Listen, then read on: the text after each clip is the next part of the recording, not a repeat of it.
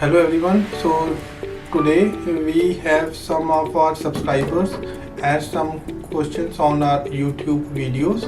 So we will answer their questions one by one. So please stay with us in this video and then you will be able to get the answer as well. So the first question is, can you provide overview of your PPC experience while you manage the PPC campaigns?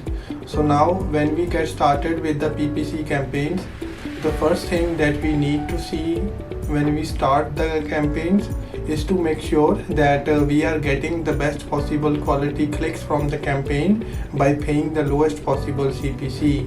Most of the companies, they ignore this part. They always go with high spend and then they do the optimization, but from our side we need to make sure that we are getting the best possible quality click from the very first day, and we are paying the lowest possible CPC, and of course catering the ad to the right kind of audience.